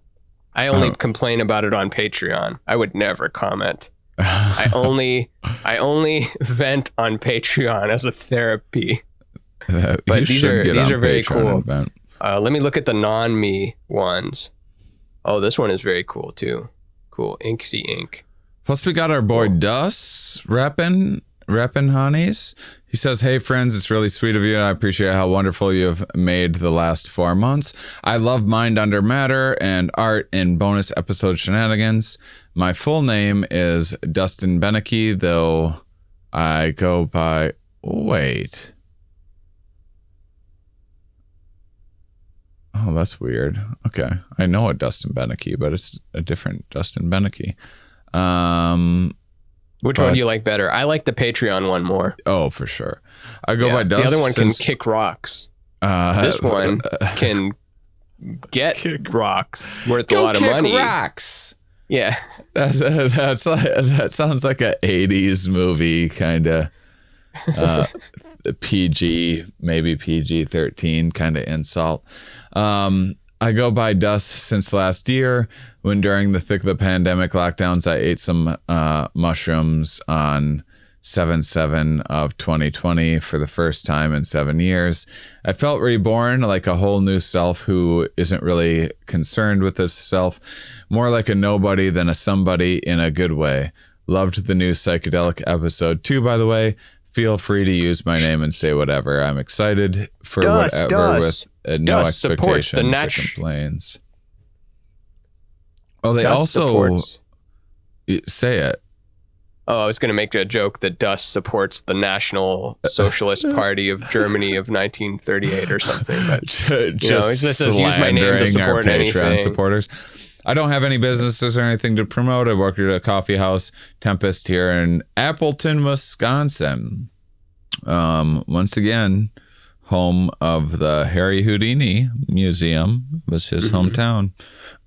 Check it out if you're in Appleton, Wisconsin. Skyline Comedy Cafe, pretty decent club. You know, Harry Houdini was also a very good magician too. Oh, in addition to being a museum subject. Wow, that And it is just- fascinating. Yeah. 4 years ago, I invested in Bitcoin and managed to. Maybe I shouldn't be saying all this. No, say it. I want to feel jealous. People that make lots of money with just by putting it in a place and then it grows, like, good for you, but also I could have done that too, but I didn't. Oh yeah, well, so What does it say? They made a lot of money on crypto and they want to give it to us? No, it's a up and down roller coaster life. 4 years ago, I invested in Bitcoin and managed to turn 500 into 12 Bitcoins in 3 months. Quit his job. That's like $8 billion. Yeah, and then lost $500,000. Looks like high risk, like day trading sort of stuff. It's whitewater rafting down there. Yeah, I don't know how they do it. Took me a long time to let go and forgive myself. Today, I've been at Tempest for 2 years. I feel better than ever. Thanks to meditation, psychedelic medicine, investing again in cryptocurrencies, this time with much more slow profits approach in mind. That seems like the way to go, is to play the long game with crypto. Holding is always a good idea. Happy today, hopefully for tomorrow. That's my story. Thanks for listening. I could go on and on, but I'll save it for the day.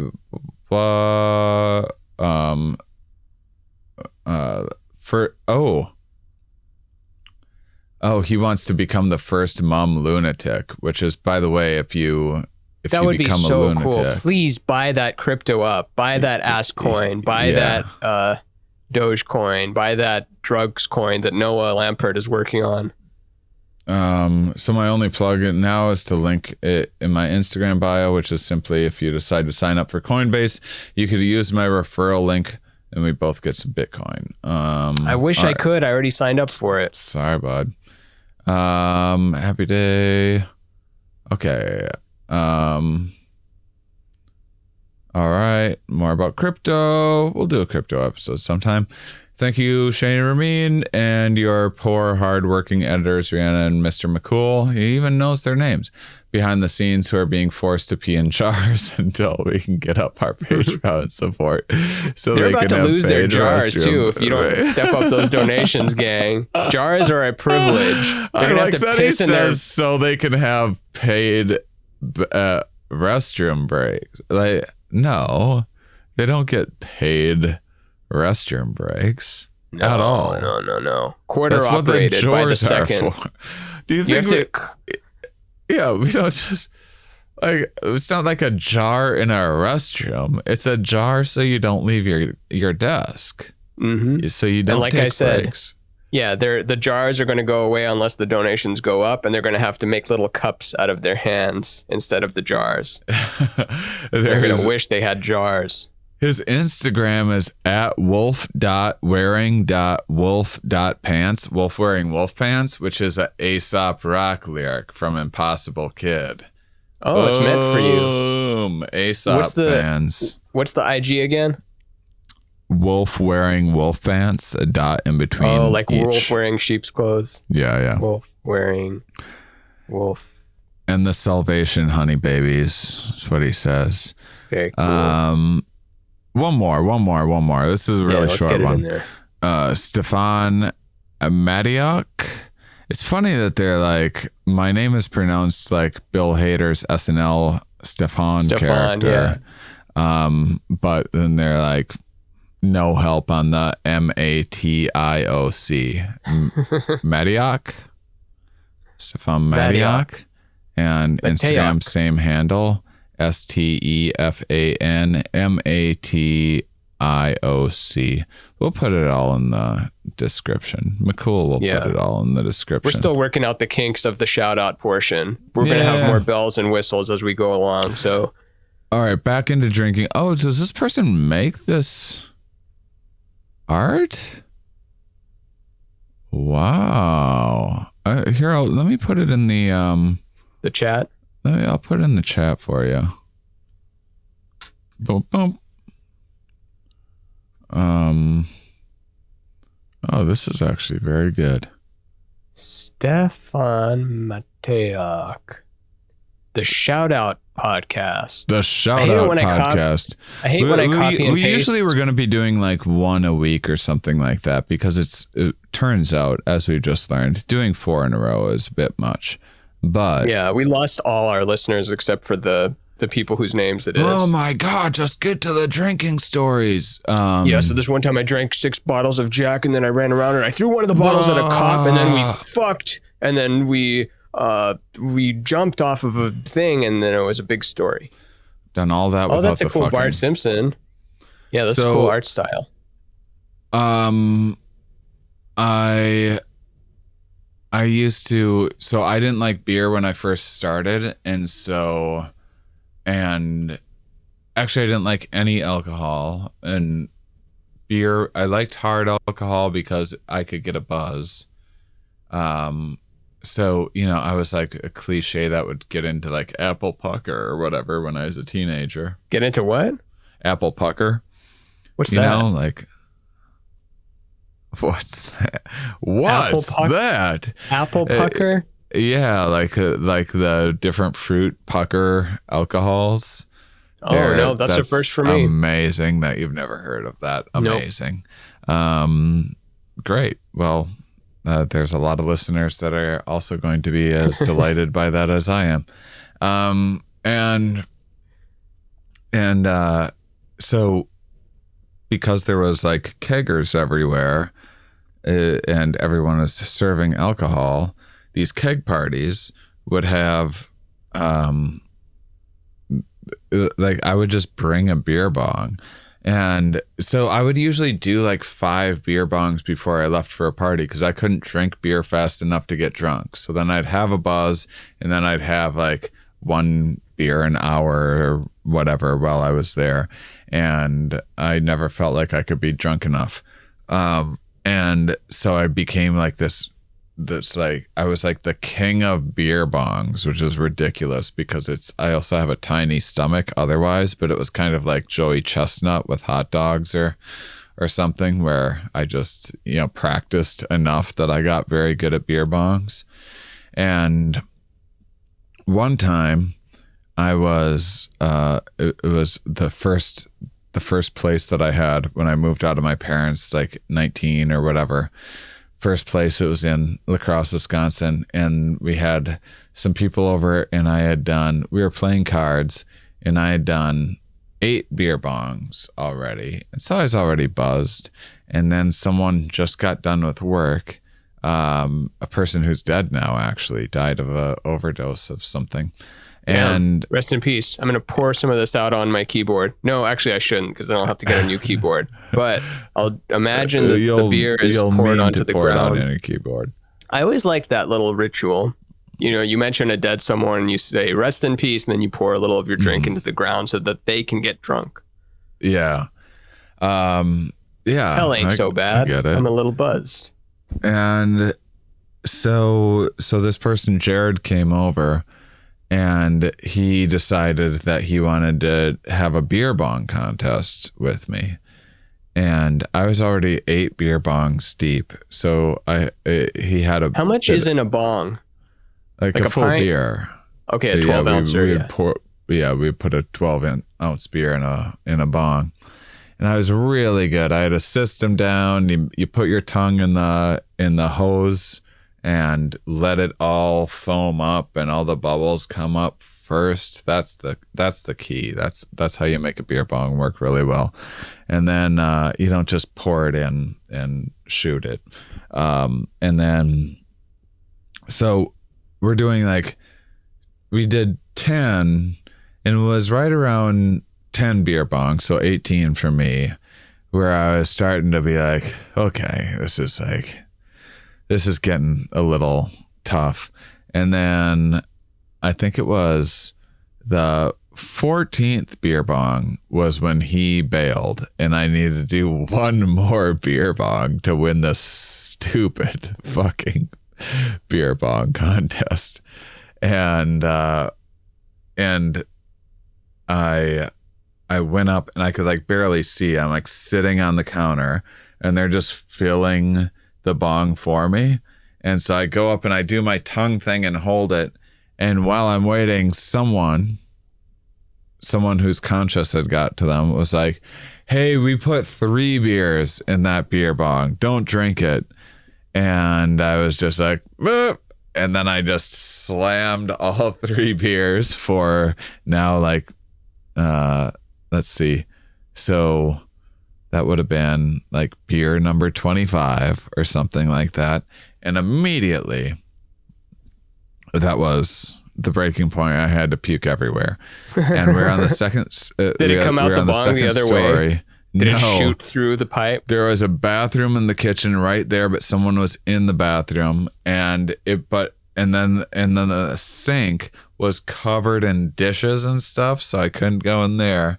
It's already dirty. I start running to go outside, and there's an outdoor porch, and I knew I wasn't going to make it all the way down, but there was one window that was broken out on our porch, on our second story thing. And I get out the door. It's a very vivid memory. And there was witnesses, like lots of people saw it, because it was, what happened was spectacular. I got out and I was about 10, 15 feet from the window. And I just was like, as I was running toward the window, and just a stream of puke, like the what do they call it, like the possessed people or whatever, exorcist, yeah, like an exorcist sort of situation just shot out of me. There was just so much pressure in my stomach. Your mother sucks cocks in hell. And as I'm like running to the window, and I got every drop of it out, and that was like my early. That's how I used to drink. I was just the baseline. That was. That was an exceptional night, but that reminds me of. That's not my. I was not the puker in the story, but my friend was, and he had had a little bit too much to drink, and he had passed out near the staircase going up to my apartment, and he was intermittently throwing up there, and the puke had created a little waterfall down the stairs. God. And I tried to warn people, but the first few people were too late, and they were kind of walking up and going like, oh, weird, it's like raining. It's a little, and then it hits them afterwards, but you got to see these people be delighted by like, oh, it's so refreshing, the rain. And then they kind of, you pick off some stuff off of you, and then shrieks happened, and then they see that there's a passed out buddy of mine up there. And we talked about our Deweys before. Did you ever get any underage drinking tickets before you turned 21? Because I was, or I guess 18 was underage drinking, but it was in a very controlled setting. It wasn't at a big party. There was no driving involved. It was in a hotel room that we got for particularly getting me and another friend drunk for the first time, because we had never done it before, and they wanted to have our first journey there. And I was so happy with myself for getting drunk for the first time, that even when I was just feeling worse than I'd ever felt in my whole life, and they were checking if I wanted to go to the hospital or something, I would just go.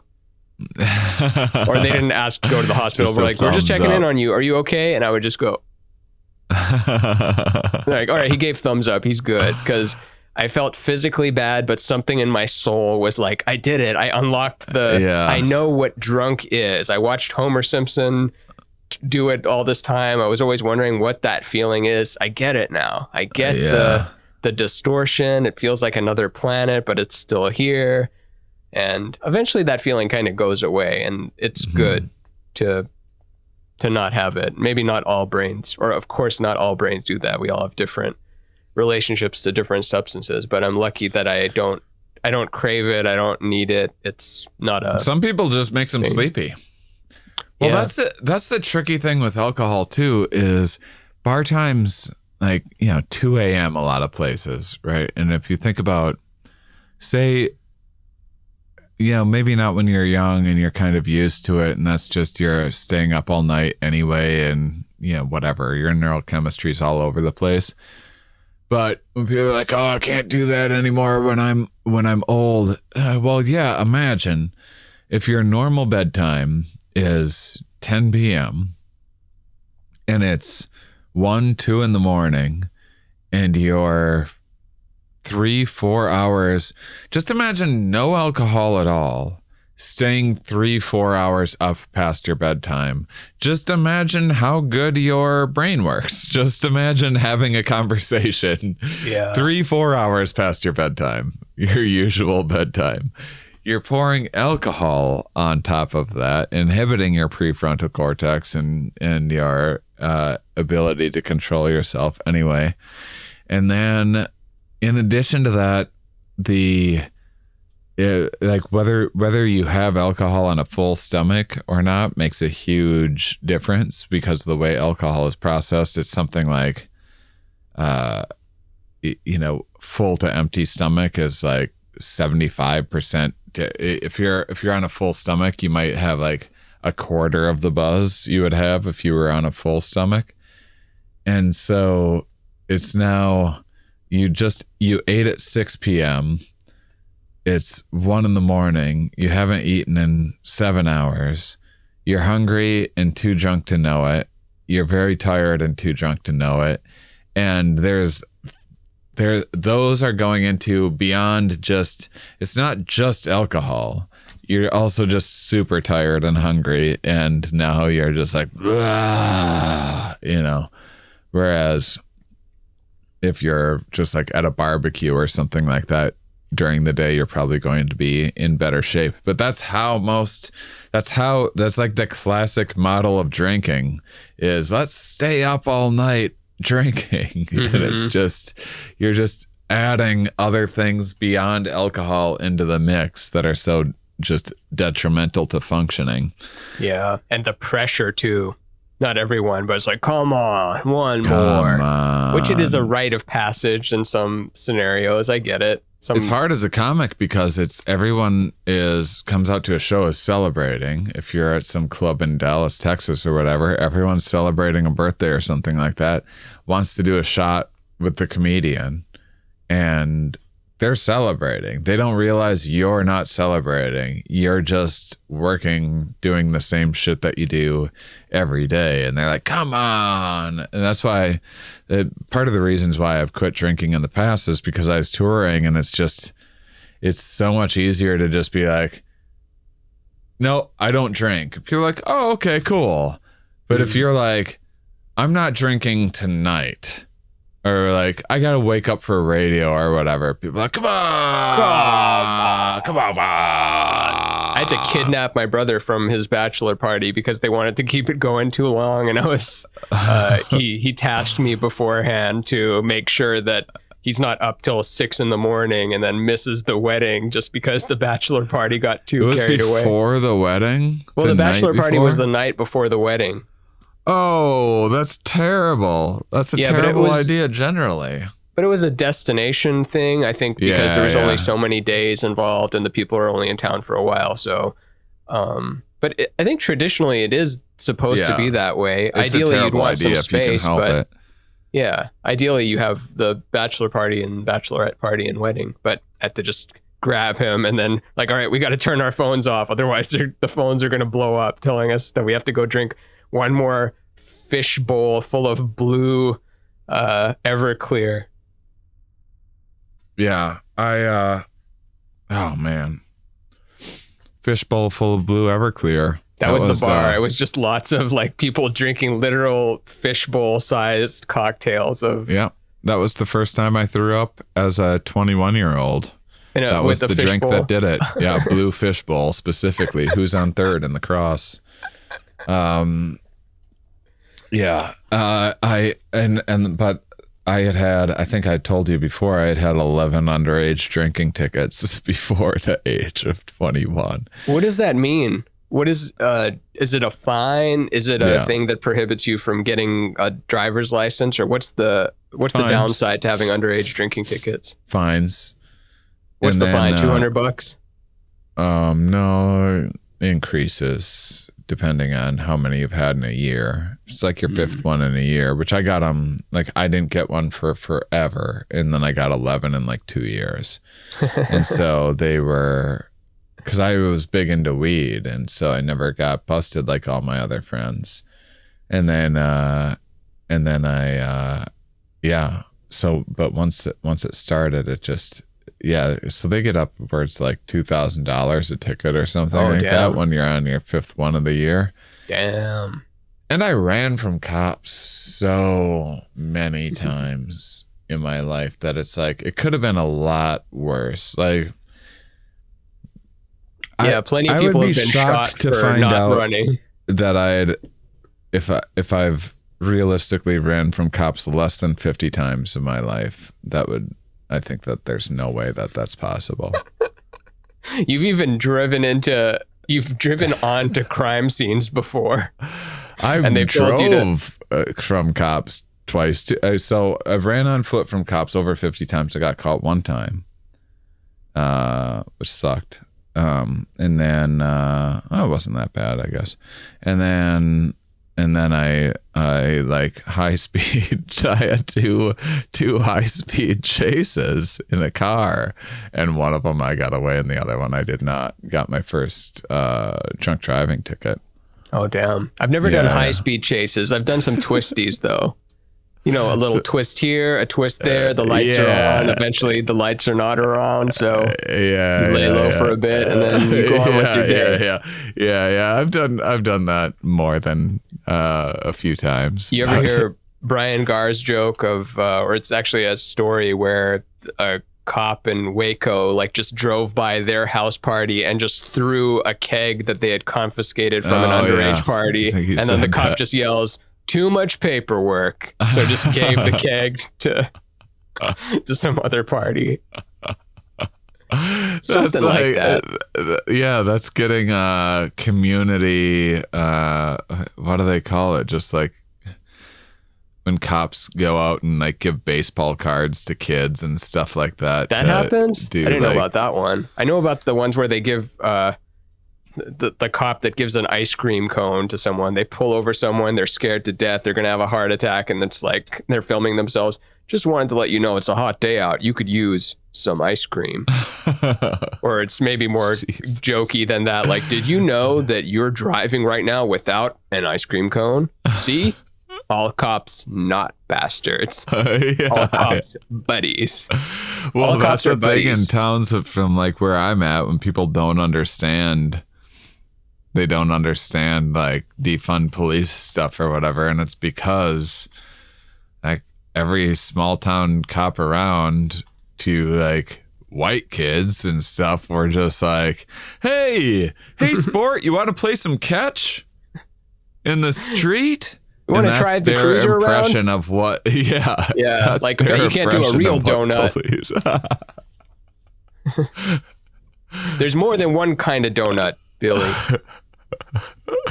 All right. Well, yeah.